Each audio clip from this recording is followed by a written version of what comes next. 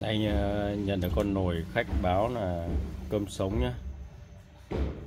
Mình có test nấu này mình đã test nấu rất nhiều lần rồi đây. Nồi cũng đã nóng nóng rồi. Nó báo H01 này. H01 thì để một lúc nó sẽ trở về cái màn hình như lúc menu lúc đầu nấu. Hiện tại H01 mình không bấm được gì nhá. H01 này có tra theo mã lỗi nó là không nhận phím nhé.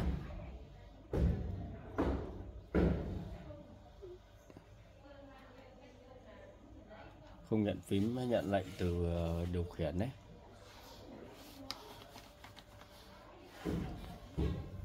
Mình tắt đi là có lúc là bật lên là nấu được nhé, hoặc là để một lúc là đây là mình nấu nhiều nó mới báo nhé. Đây là H01 này.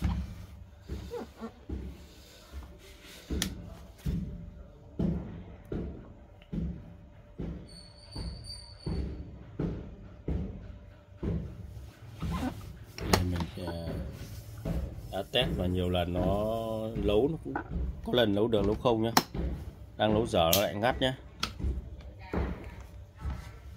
Mình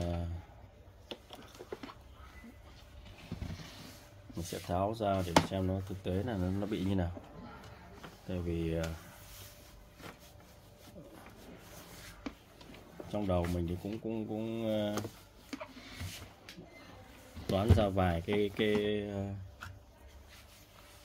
phương án là nó bị làm sao rồi nhá, nhưng mà không gì bằng mình tháo thực tế ra đâu. Tháo thực tế ra xem, thì mỗi cái nồi nó sử dụng ở cái điều kiện khác nhau, nó sẽ bị lỗi khác nhau nhé.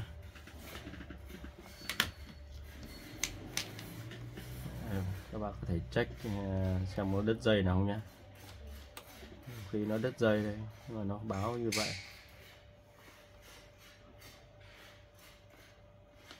hơi kéo nhẹ nhá, đừng kéo mạnh quá nhá. Đây là không có cái nào rồi, cho quay cho đằng sau này thì tháo đơn giản này. Mình mà lắp thế này cũng không lắp được nhé.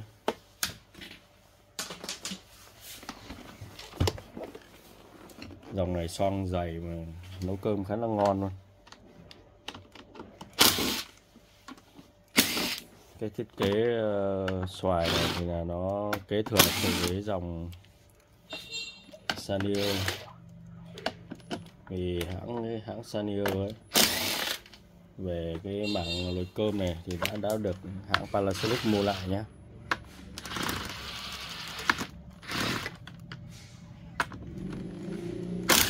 Nên về sau là nhiều cái nồi bãi, khi mình đưa vô lòng vào nhé, lòng của những cái con săn xoài cho vào nồi Panasonic này vẫn nấu được bình thường nhé. Con này nó bị gãy chân này nên là đã được bắn vít một ốc dài này.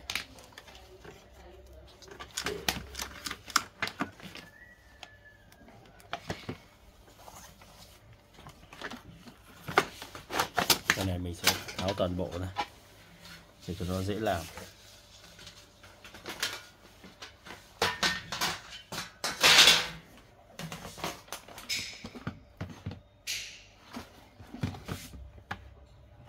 Nhìn qua không có hiện tượng cắm nhầm nhé, vì cắm nhầm là con này mất nguồn này.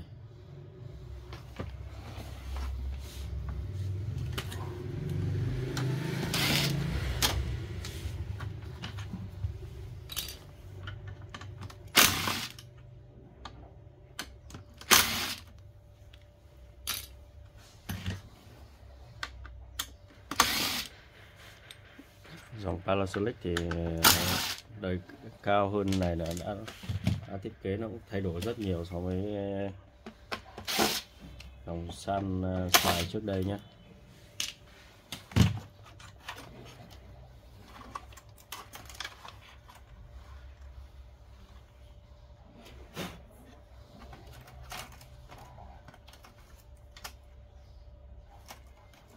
Cáp vẫn còn mới, rất là mới và đẹp nhé.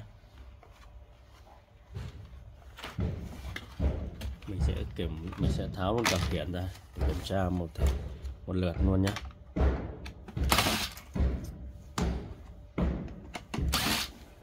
H01 không nhận phím. Mình sẽ đo thực tế xem là nó có phải ra phím không nhé.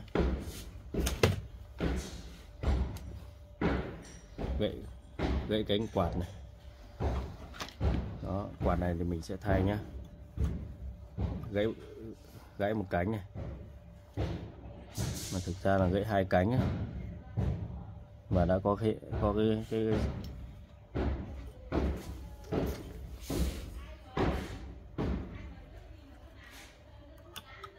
đấy, nó hút vào nha. Chính cái đấy nó hút vào nên là nó kẹt quạt, nên là quạt bị gãy đấy. Đây, khiển đây, mình cũng sẽ đo này. Để mình tháo cái mạch này ra đây, mình sẽ đo thực tế thôi. Nếu mà kèo ra phím thì lại ngon quá. Phím thì lại phút mốt là xong thôi.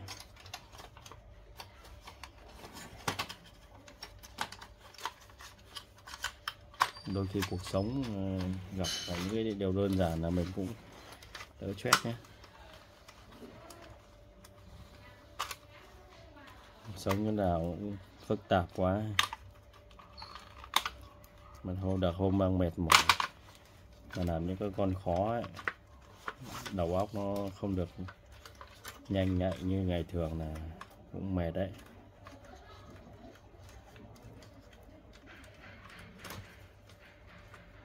Nhiều khi gặp phải những cái vị khách rất là khó tính. Vừa rồi mình cũng nghe điện thoại của khách gọi là báo chiều qua để sửa cái lồi cắm nhầm nhé. Khách hỏi là thế có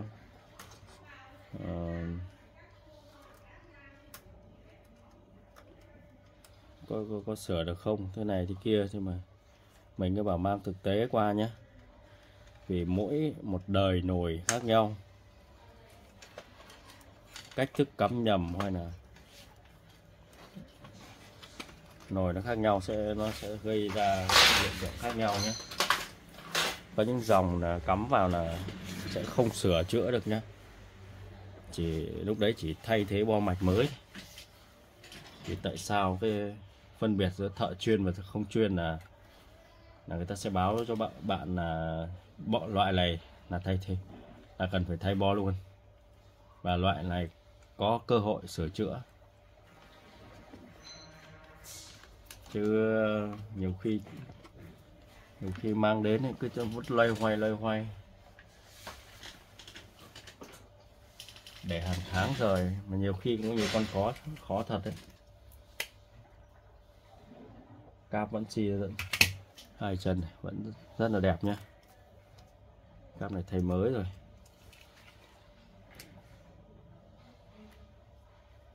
Mình sẽ nắp sau vậy. H01 đang báo phím này. Nhiều con cắm nhầm khiển nhá, nhầm cái bo khiển này sang nhá, nó có báo H01 nhá. Các bác chú ý là khi lắp nó phải là đúng đời nhá. Mình đi mua khiển đời nó khác nhau về lại cố lắp này, trong khi cắm cái nó báo lỗi rồi lại cứ đổ cho người bán họ chỉ bán đây, nhiều khi họ không biết đâu. Mình sẽ đo phím này, đang để đo thông mạch đây.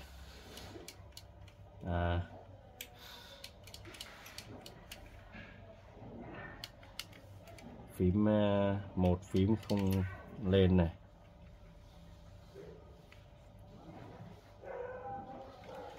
2 phím không lên này, 3 phím không lên này, 4 này, 5 này. Vậy là H01 là nó bị chập phím nhá. Đấy. cái này vẫn được này. Nhiều phím hỏng là nó dẫn theo kiểu giò ấy.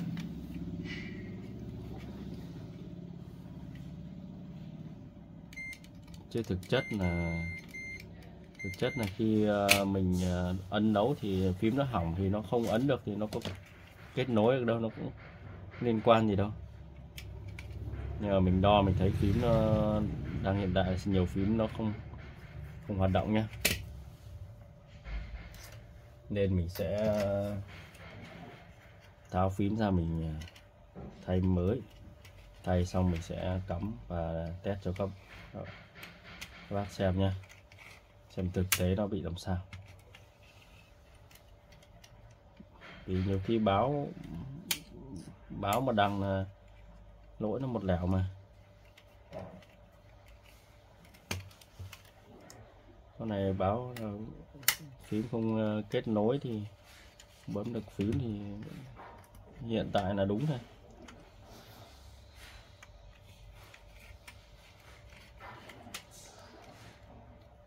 Cái này mình phải cậy nhá.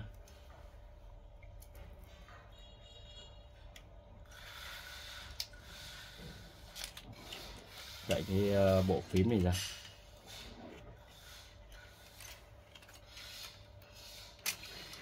Cái bộ chân bấm này ra để thay cái phím mới nhá. Cái này thì lại rất là dễ, không như những cái khác là mình không tháo được cái bộ chân này ra nhá. Mình chỉ thay mới hết cái này luôn. Cái này thì nhiều kiểu hút nhá.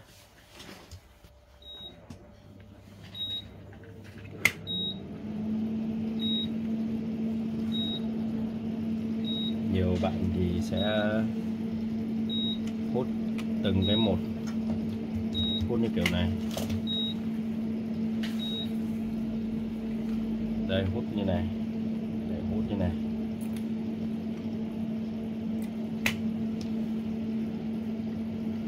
Còn một cách nữa thì là như này.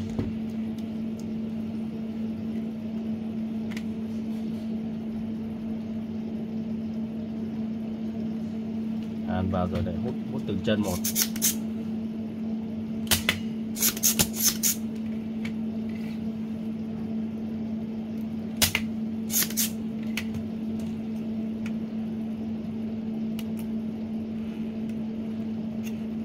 Hút như này thì nó được cái nó vừa hút được sạch chân này.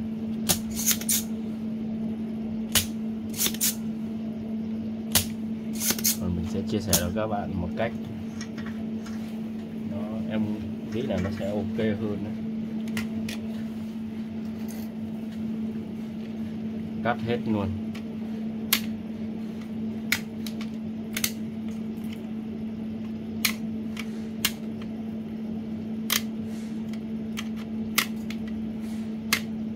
Đó. Đó là cách của riêng mình nhé. Mình nghĩ vậy. Không biết các bạn dùng cách gì nhé.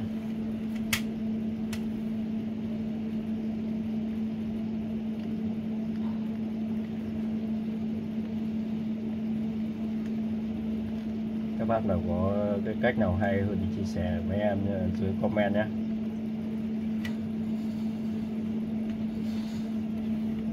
Nhiều khi làm có một mình thôi nên là buồn nói chuyện lắm. Stress về công việc mà. Làm công việc đã gấp rồi, khách hối đó, mình ngồi nhiều này, ham mình ngồi hay bị đau lưng. Cái nghề này thì không thấy khỏi đau lưng rồi.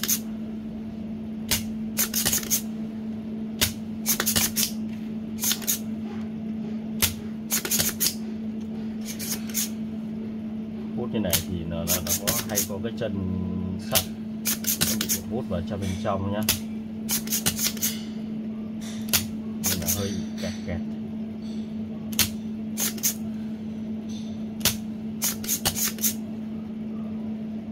Kẹt trong, mình hút vài cái mình đã thấy cái hút trước của mình nó kẹt rồi, nhưng không sao.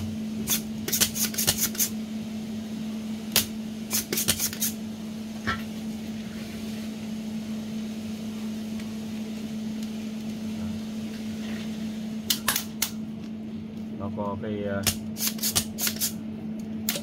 đầu sắt, cái đầu con chân linh kiện này nó vào nào nó nằm kẹt nhá. Để mình check xem là cho mình hút sạch cái này, đã sạch nhá.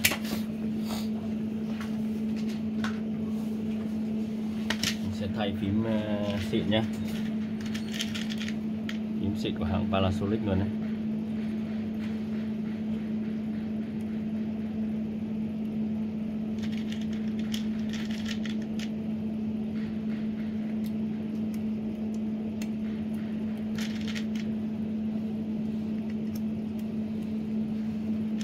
Chìm vào trong ánh mắt đắm đuối, anh ngỡ mình như đang đôi mươi.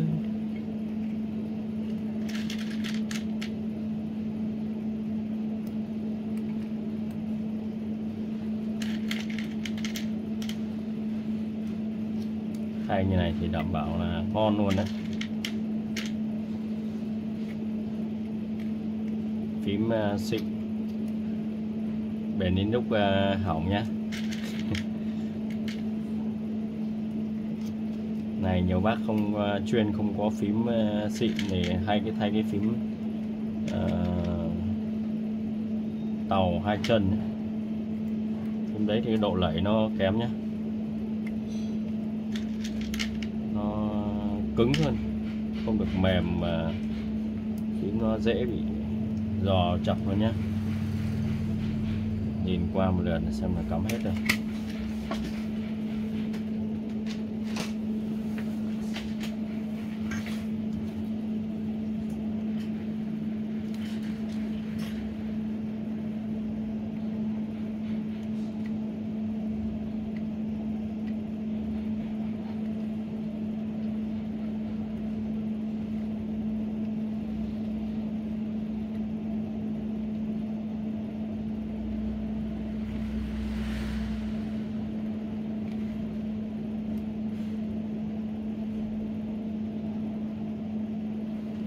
Mình đang nói chuyện này mà mình không đeo khẩu trang,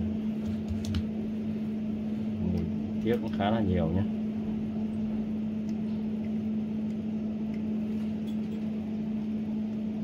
Ngày công việc nhiều nên mình chỉ quay 1-2 cái video tiện vào lúc không có khách, còn lúc có khách thì cũng không ngồi quay được nhé. Quay mình đã hạn chế cái lúc cắt đi để cho nó đỡ mất nhiều thời gian. Không vào rảnh rảnh là không xem top nữa, xem top mỡ nhiều thì này thấy mấy cái phim kênh review phim, họ lấy video Trung Quốc họ mang về họ đăng lên mà xem là nhiều khi hay bị cuốn. Nó đúng cái kiểu mô típ mình xem Tây Du Ký thì sao lại bắt giới thế này, ngu như thế. Nhưng xem phim nó phải như thế nó mới có cái độ hút đấy. Như kiểu người bị áp bức xem những cái kiểu phim tổng tài như phim Trung Quốc, người có cái quyền lực tuyệt đối nhảy ra, con người ta có khao khát trùng sinh quay lại để sửa đổi.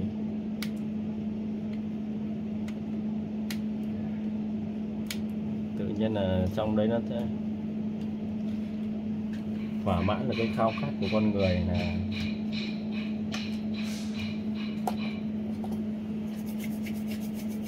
muốn quay trở lại làm được cái việc tốt hơn.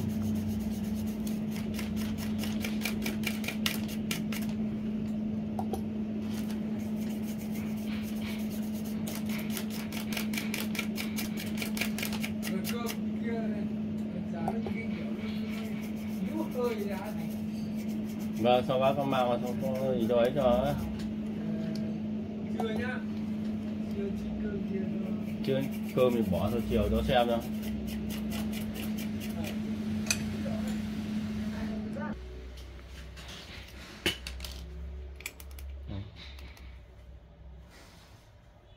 cắm lại xem nó cân cho nó có bị phím nào lồi lõm không đều không, thì mình lại bắt đầu mình lắp cái bộ phím của nó vào nhé.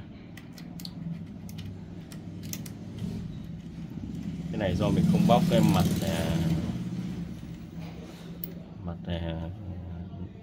này ra nên là lắp vào nó cũng hơi khó.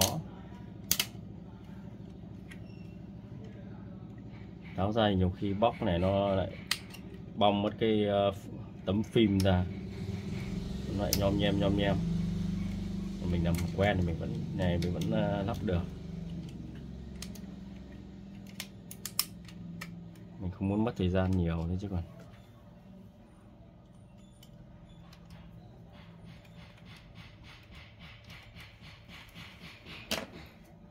Gài vào đúng vào chân nó lại vào ngay mà. Để lựa làm sao cho nó không bị gãy cái chân. Đấy, cái chân này mình đang bị lệch này. Mình ta lựa cắm đúng vào là ok ngay. Đấy, bấm này, bấm nó có độ lầy đều này, tụt hết chân vào là ok nhé. Mình sẽ lắp sơ để mình test nhé.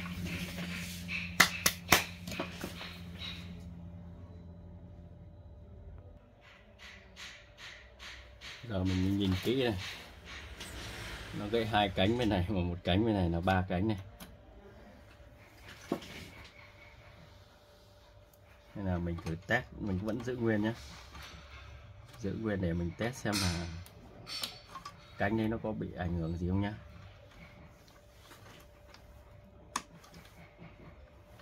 Nhiều khi nó báo là lỗi kia nó đúng là phím, nhưng mình thay phím xong nó vẫn bị nhá, nên là mình thử thôi, không mất cái gì cả. Thử chút để lấy thêm một chút kinh nghiệm.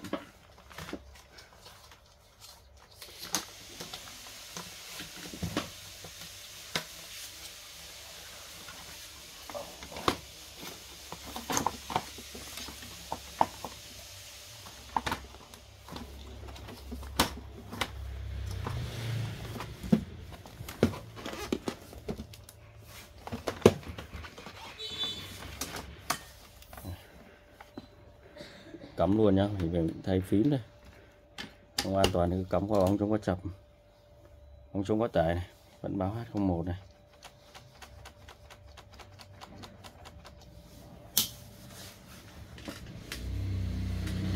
Mình sẽ tháo cái chân cáp ra, không thì mình sẽ reset này. Đấy, reset bằng cái chọc cáp ấy. Giờ hiện tại là đã reset lỗi này, vẫn báo lỗi nhá. Vậy là H01 không liên quan gì đến phím nhé, phím mình đã thay mới rồi.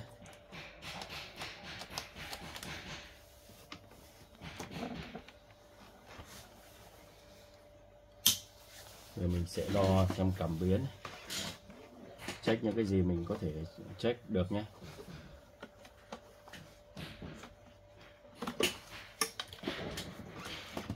Cảm biến này, đo ở cảm biến đáy nồi trước nhé.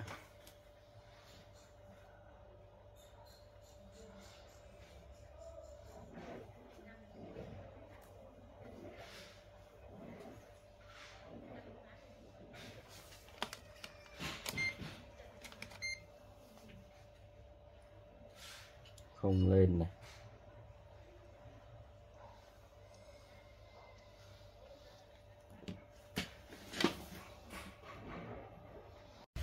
đang đo thì có khách gọi, mình vẫn đo lại nhé.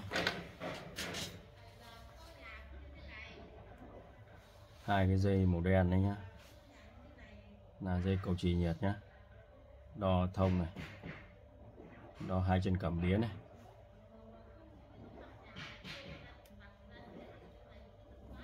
Mình đo chân cảm biến hiện tại là chân cảm biến đáy lồi nhá, không thấy lên gì nhá. Mình sẽ test nhanh bằng cách lấy một cái cảm biến khác cắm vào cho nó nhanh nhé. Mình sẽ test được luôn nhé. Đây mình đã kiếm được cái cảm biến này. Mình sẽ đo cho các bạn xem nhé. Cảm biến này của con nồi cốc nước. Hai chân cảm biến, hai chân cạnh nhau nhé. 32K này. Trong khi đo cái này hai chân đỏ này, cảm biến không lên nhá. Nó báo luôn đấy. Là đúng không? Khả năng này là hỏng cảm biến nhé. Cắm này, bật lên này, bật nguồn lên này. Không lỗi gì nhá.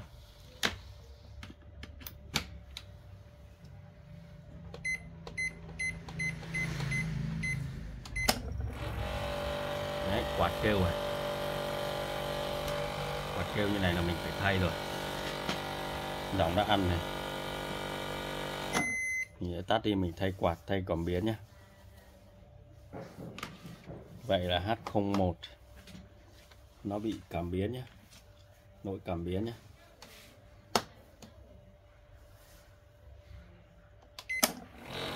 Đấy, cái này phần quạt bị hỏng nhé. Quạt bị hỏng chạy rất là kêu nè. Mình sẽ thay cảm biến là thay quạt. Sau khi tháo ra thì mình thấy đứt này. Đất này thì không biết là do khách hàng tháo ra đứt hay gì. Tại vì mình thấy cái vết này, có vết cạy này. Cái này nó rất là lỏng này. Sộc sạch này. Có vết cạy các góc rồi nhá. Vậy là khả năng là khách cơm sống nhá. Cơm sống nên là tự tháo ra can thiệp vào cảm biến hay là như nào đấy. Rồi nó đứt này.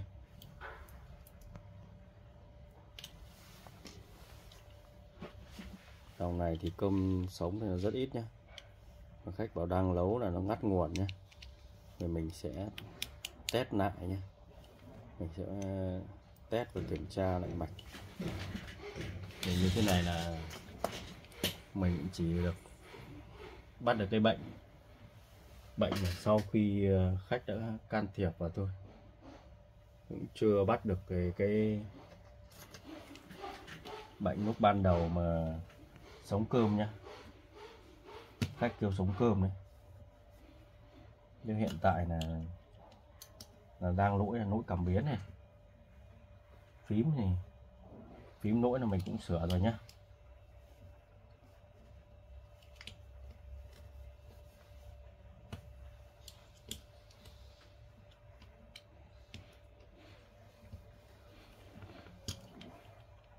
Mình sẽ thay cái cảm biến khác và mình sẽ test. Nếu mà lỗi tiếp thì mình sẽ quay video cho các bạn xem nhé.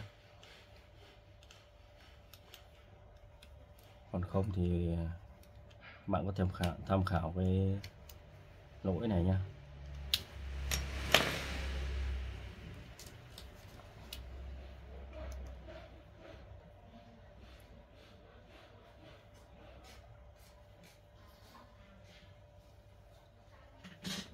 Cái này là nhiều bác cậy ra mà không quen là cậy ra gãy nhiều lắm nhá.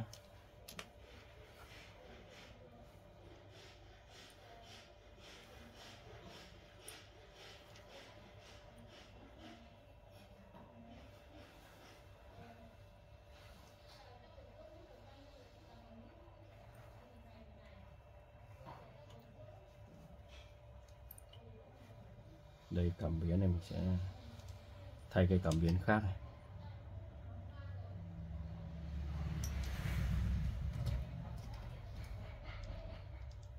mình không có cái cụm mà cảm biến ấy thì mình sẽ thay cảm biến khác. Cái này cảm biến của nó thay con 50k được nhé.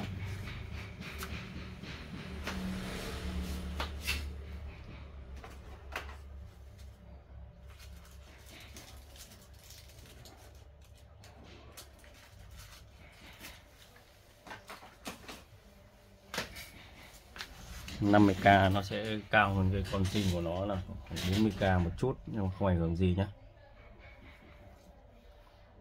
Mình sẽ tính toán làm sao dài nó vừa bằng cái zin cũ của nó nhé.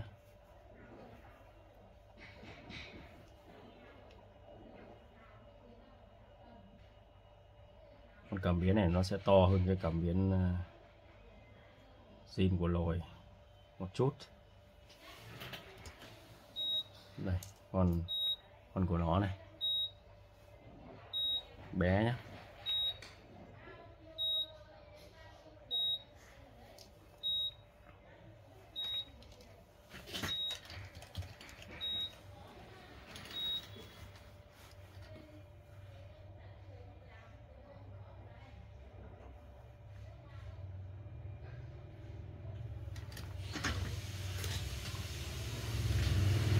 Không có thì mình sẽ thay như này thôi, vẫn đảm bảo nó chất lượng thôi, mà còn khi còn ngon hơn là hàng zin đấy.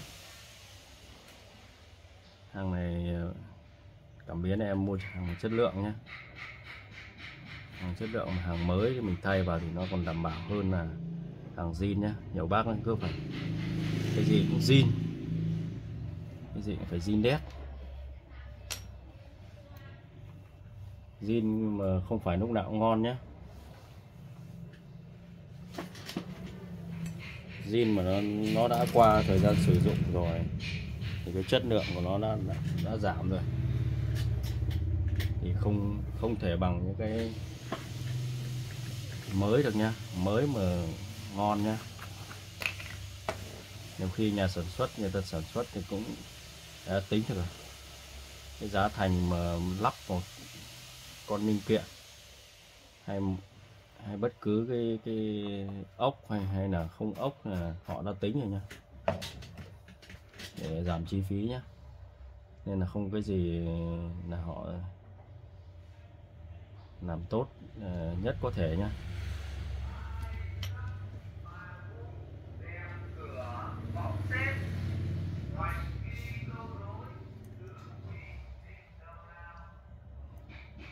Đây, như khách hàng đã tự cậy này, tự cậy nên bị vỡ này.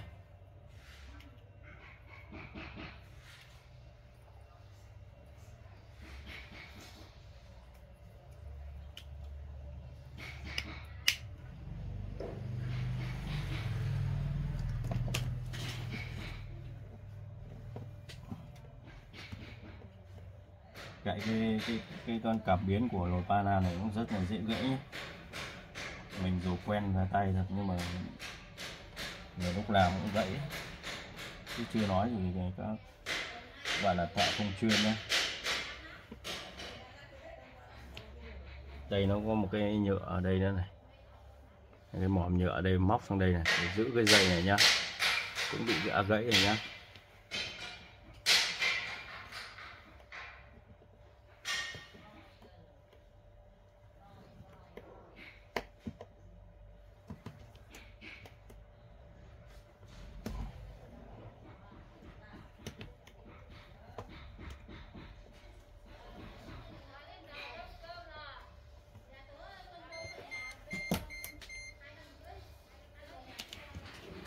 Đây nhá, thì nhớ lòng cái này vào nhá, xong lại đỡ mất công nhé.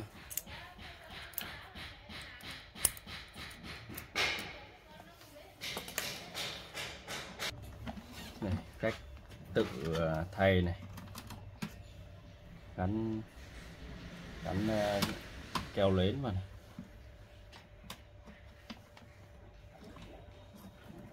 Ui, khá là chặt này.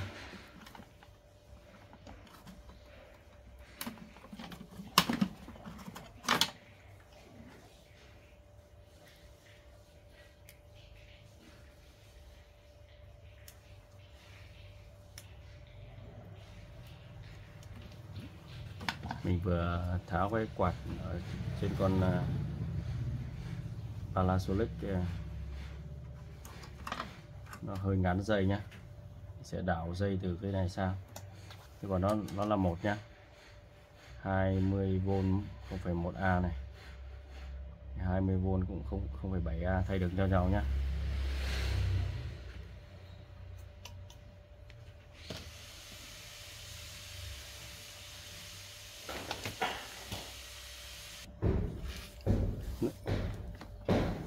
Nãy mình có tháo cảm biến ra thì mình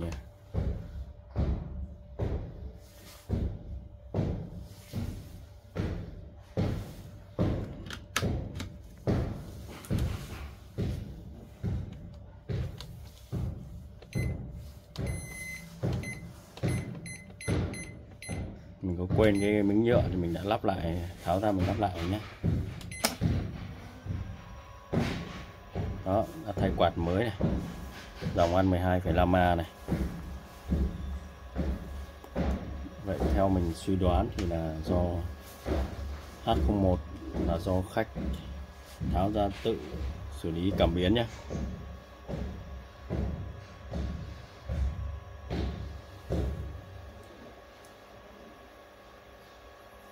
Khả năng là phím nó giò nên là trong quá trình nấu là nó cũng ngắt nhá. Dòng ăn con này ăn 12A như này, cơm con này rất ngon nhá, xoong dày không, xoong chuẩn của nó 1,8 cân luôn nha. Dòng ăn nấu nhanh này.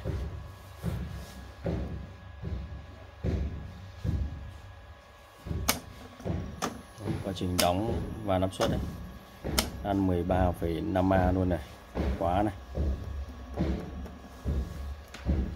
Tiện cái này khóa thì mình cũng nói cho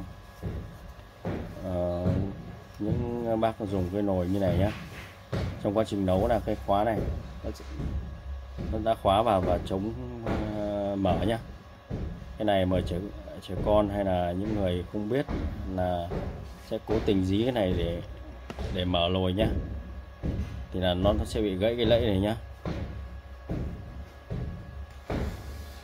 Mình đã từng sửa bảo hành cho một khách của bác thợ ở Hưng Yên, thay cái này đến lần thứ 2 rồi, mà đã dặn rất là nhiều lần rồi mà cái nồi đấy cũng gửi về mình chỉ vì cái thay cái lẫy này thôi. Mình đã dặn rất là kỹ rồi mà họ cứ cố tình, họ đang quá trình nấu này cứ cố ấn để cho nó mở ra được.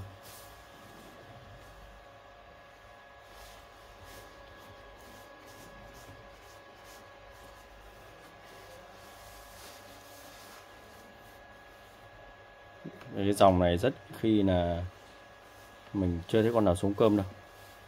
Sống chẳng qua là mình cái loại này mình phải cho nước nó đủ nhá. Menu nấu nó bị sai nên là cho nước, mình quen cái lượng nước đấy rồi, mình cho ít hơn thì cơm nó sẽ bị chín nhưng mà nó bị hơi nõi nhá. Nhiều bác mới mua về thì bảo nồi nó sống, nhưng cũng nồi nấu cái này mà căng áp suất của nó dòng rất là lớn luôn, 13A 14A, cơm không thể sống được nha. Khi cho ít nước quá là nó chín, nó không đủ lở nên nó bị lõi hạt gạo nhé.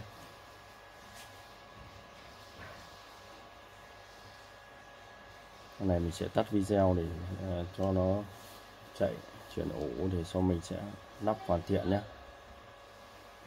Cái này mà nó trả khách nó có lỗi, có vấn đề gì nữa mình sẽ làm video quay cho bác xem nhé. Chứ còn con này không phải sống đâu.